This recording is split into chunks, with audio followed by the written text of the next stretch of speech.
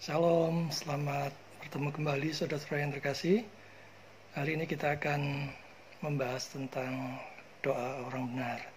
Dan ini seringkali yang menjadi pergumulan banyak orang percaya.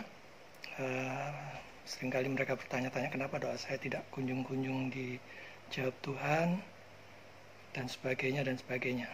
Dan mereka banyak yang menganggap bahwa kalau doanya tidak dijawab Tuhan, Tuhan itu tidak adil dan sebagainya. Sebelum kita akan membahas dari Yakobus 5 ayat 16 tentang doa orang yang benar ini,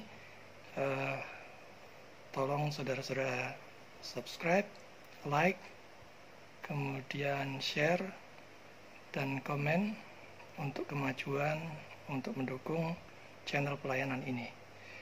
Mari kita buka Yakobus pasal 5 ayat 16.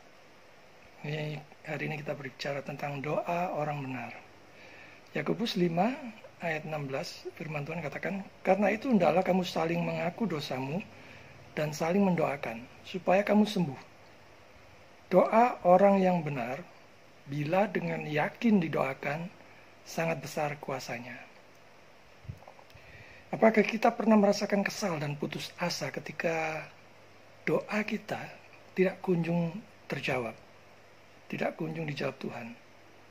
Apakah lantas kemudian kita marah, menggerutu, atau kecewa kepada Tuhan? Doa yang tak kunjung dijawab seringkali melemahkan iman orang percaya. Orang lantas bertanya-tanya, mengapa doaku tak kunjung-kunjung dijawab-jawab juga? Mengapa aku harus menunggu begitu lama? Mengapa Tuhan tidak adil kepadaku? Lantas kemudian mulai menggerutu, mulai membandingkan dirinya dengan orang lain diberkati, kenapa dirinya tidak, dan sebagainya. Mengapa orang yang tidak cinta Tuhan kelihatannya begitu diberkati? Bahkan sampai diberkati dengan melimpah.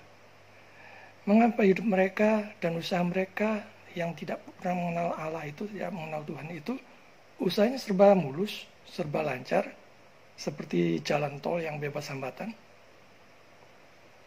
Seorang teman sepelayanan sharing kepada saya tentang hidupnya. Dulu, dia bercerita kepada saya, dulu sebelum dia mengenal Tuhan Yesus, usahanya serba lancar, serba mulus. Singkat cerita, cari duit itu gampang. Sekarang, setelah ikut Yesus, bahkan melayani, hidupnya seolah-olah seperti terbalik, serba sulit. Usaha juga tidak selancar dulu lagi. Berkat seringkali seret-seret itu bahasa Surabayanya. Maksudnya susah sekali dapatnya.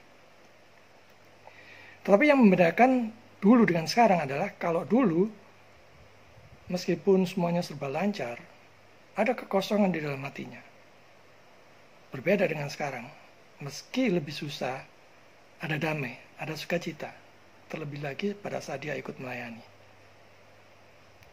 Nah, hendaklah kamu saling kita akan melihat yang pertama kali bagian dari firman Tuhan tadi, hendaklah kamu saling mengaku dosamu dan saling mendoakan supaya kamu sembuh. Nah, ini unsur yang pertama ya. Yang pertama yang Tuhan minta adalah saling mengaku dosa, saling mendoakan. Nah, mengapa demikian? Karena dosa memisahkan hubungan antara kita dengan Allah. Karena itu penting untuk senantiasa mengaku dosa-dosa kita di hadapan Allah. Dan ambil keputusan segera berbalik bertobat dan berjuang mengatasi dosa-dosa tersebut, khususnya yang menjadi kelemahan kita. Masing-masing kita tentu tahu apa yang menjadi kelemahan kita sendiri. Apakah itu serakah, apakah itu rakus, apakah itu tamak, apakah itu pembenci, apakah itu mudah marah, dan sebagainya. Kita semua punya kelemahan sendiri-sendiri. Berikutnya adalah saling mendoakan. Doa adalah nafas kehidupan rohani orang berdosa. Artinya apa? Artinya berhenti berdoa sama dengan berhenti bernafas. Kita bisa mati. Doa harus dilandasi dengan iman yang benar, yaitu dengan sungguh-sungguh percaya kepada Yesus sebagai satu-satunya Tuhan dan Juru Selamat. Doa, khususnya permohonan, harus diarahkan untuk memuliakan Tuhan, bukan untuk keinginan yang egois atau untuk memuaskan nafsu diri sendiri, atau yang berkaitan dengan diri sendiri. Nah, berikutnya di situ dikatakan sembuh. Sembuh yang dimaksud di sini adalah sakit rohani. Konteksnya dari firman Tuhan ini adalah hal rohani. Jadi bukan berbicara tentang sakit jasmani. Nah, dikatakan kemudian bahwa doa orang yang benar, perhatikan di situ, doa orang yang benar bila dengan yakin didoakan sangat besar kuasanya. Perhatikan di sini ada paling tidak ada tiga hal penting yang bisa kita bahas berkaitan dengan doa. Yang pertama adalah orang yang benar. Yang kedua dengan yakin. Yang ketiga sangat besar kuasanya. Nah, kita mungkin akan bertanya, siapakah orang yang benar itu? Apakah saudara, pertanyaan yang sangat-sangat penting buat diri kita sendiri, buat saudara sendiri. Apakah saudara sudah dibenarkan oleh Allah atau belum? Orang yang benar adalah orang yang dibenarkan oleh Allah di dalam Kristus Yesus. Yaitu orang yang sudah ditebus, orang yang sudah dilahirbarukan, orang yang dianugerahi oleh Roh Kudus iman yang sejati, yaitu sungguh-sungguh percaya kepada Yesus sebagai satu-satunya Tuhan dan Juru Selamat pribadi. Dan kalau saudara hanya dibenarkan di hadapan manusia, dan yang membenarkan itu hanya manusia, hanya dari mulutnya, hanya dari pengakuannya, itu nilainya hanyalah sementara. Itu sifatnya hanya fana.